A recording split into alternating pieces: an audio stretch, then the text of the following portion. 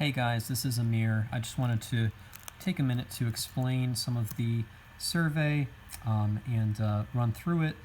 I know that we don't have a video from the last meeting, and some people had expressed questions, so I wanted to address them here. So I'm just going to scroll through the beginning here, just ask for your name, your email address, on what street you are located on. So, as you click each one, it'll kind of, take you to the next one. What your position is as far as, are you a property owner, resident? If you're a non-resident property owner, that might mean you're an investor and you own a property in Ponce Highland. How did you hear about the survey? This just helps us track, how well our marketing is working. So if you got a flyer on your door, if you've got the email, please check as many as apply. We just want to make sure that we're doing a good job of getting the word out about this survey. The next part is the sub-area map. This is the most recent map issued by the city. You should have gotten this in the mail. It shows you all of the streets and the regions by sub-area.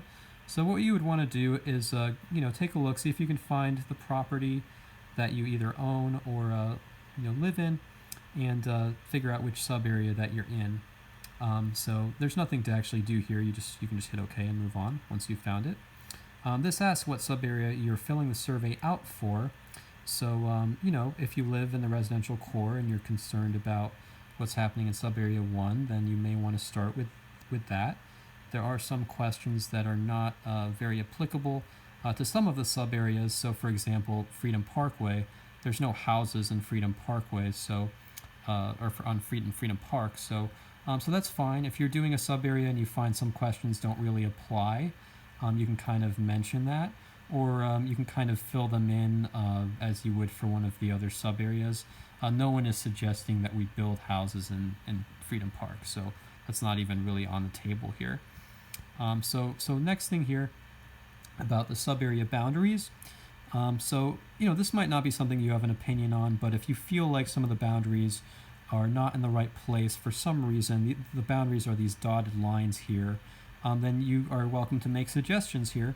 I will also point out here that Caleb, in his presentation, did make some suggestions to move some buildings from one sub-area to another, and this is on page 33 of his presentation that I posted this link on the Facebook, and I'll try to get it up on the website as well. Okay, so this next part is just informational. Now, here's where the real kind of questions begin. And every one of these questions is basically asking what kind of things should we regulate and how much. Okay, so that's the whole gist of this survey is, if the new zoning does happen, what kind of things should it regulate and to what degree? All right, so these first couple of questions are picture-based. So these are mainly houses here, and it's saying, do you think that people should be allowed to paint the brick? Do you think they should be allowed to add a front porch?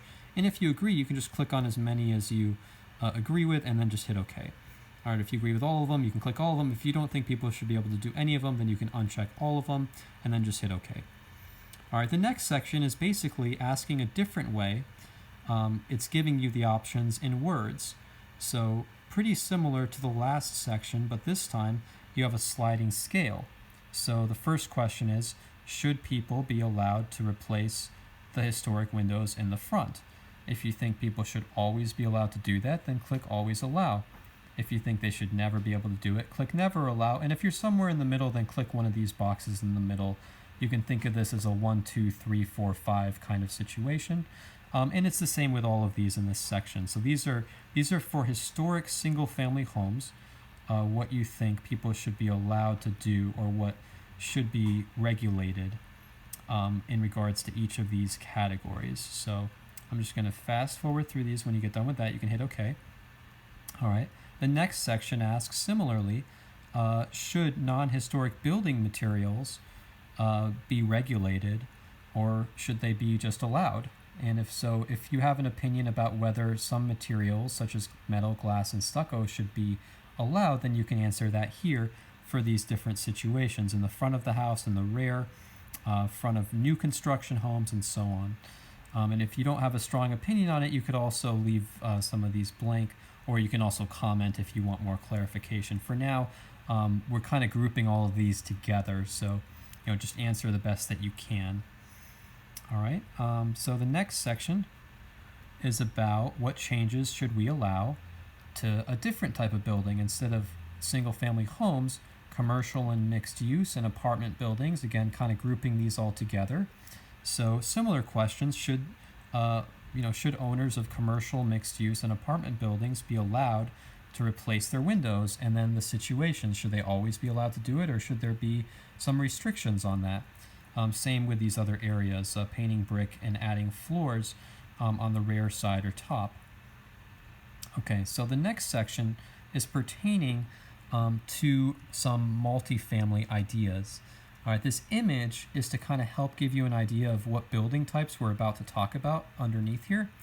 And this area described as missing middle is actually a concern for affordable housing. So Atlanta, like many cities, it struggles with affordable housing. And so these buildings in the middle are often what can be used to address that, especially in neighborhoods that consist a lot of single-family homes. These types of buildings, and we already have some of these, triplexes, duplexes, things like that. I'm sure that you may have noticed if you walk around our neighborhood that you'll see a lot of homes that look like single-family, but they have a couple of units. And so that's the kind of thing that we're going to talk about in this section here. All right, so it's a similar question: is, what should be regulated and by how much? In this case, there's a little bit of background information here, which is with this new zoning of the historic district, it allows us to create zoning categories that would include multifamily uses. And so the question is, should existing buildings, ones that already exist, and they are multifamily, should they be allowed to kind of have a zoning that matches their current use? And if you agree with that, you can just click in the box. And then the other category is for new constructions. So should it be allowed to build new buildings that are duplexes, triplexes, or some of the missing middle higher order units that are still compatible in scale to single family homes, meaning they're not going to be huge apartment complexes, but that they'll still kind of look like single family homes, or maybe just be a little larger, maybe extend a little further in the back, things like that. And similarly, we have more categories like cottage courts. I believe we do have a few of these. These are where you see the, a couple of the buildings, like, kind of in a triangle format. There's some on the side, and then there's one in the back, and then in the middle there's like a courtyard kind of thing. I think there's a couple of these here now. But similarly, again, just kind of check the box if you think that the existing ones should have a zoning that more matches their current use, or and also if you think we should be able to build more of them. All right, so this is what this area is kind of asking about. All right, the next section is pertaining to the major corridors. So regardless of what sub-area you chose at the beginning, you can answer this. So because these are specific to these three spots: Ponce, North Highland, and the Beltline area. So the picture below is kind of, just a reference point. This is just a picture of what it might look like to increase the number of stories, 4, 5, or 6. Maybe you can kind of imagine it at the corner of North Highland or on Ponce or something like that. Okay, so these questions, we're keeping it real simple. How tall should buildings on those major corridors be able to get? In your opinion, with the new zoning, what should we restrict them to?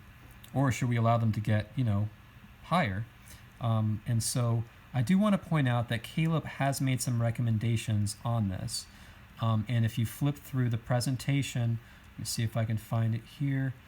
On page 40, those recommendations start. So Caleb's recommendations are to increase density on the major corridors. And for example, on this page, he says on one side of North Highland, the side with the Highland and Ballroom, that maybe he recommends a maximum of 4 stories or 54 feet. And on the other side of North Highland, where the where those apartments are, he recommends a maximum of 6 stories or 78 feet. So these are Caleb's recommendations. I just mentioned them because if you do have access to the presentation, again, this is posted on our Facebook, and I will try to get it up on the website and on other social media as well. But if you want, you can kind of flip through that for some reference points to this. However, this survey is all about your own opinion, so you can say whatever you feel, it should be. So moving on, the last portion of the survey, these are meant to be open-ended questions just to get your general feedback. So when you think about the historic district and what it might mean for your property, what are the top 3 things that come to mind?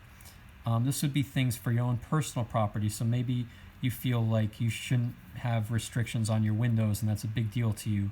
Or maybe you feel like you should have restrictions, on your windows and everyone else should. So this is where you can kind of mention the top 3 things that come to mind. They don't have to be related to anything in this survey we've asked. In fact, it's great if you mention things that are just your own personal ideas or feelings about it. So the first one is about, what do you feel about it in relation to your own property? And then the second one is what is your opinion regarding other properties in general? So in here, some people might say things like, well, they really don't want a huge skyscraper to pop up. That's been kind of a common concern.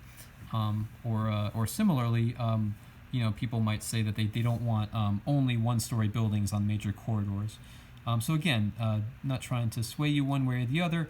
Just think about it, and what do you want the neighborhood to look like that a new zoning might be able to accomplish? All right, finally, what else do you want us to know? This is, again, just totally open-ended. Tell us how you feel about whatever you want. And that pretty much concludes the survey. So I hope this was helpful, and I will, again, do my best to put, to get Caleb's presentation posted in a few more spots. The next meeting coming up here is going to be in just another week or so, and we'll send an email about that, and also hopefully we'll have signs very soon.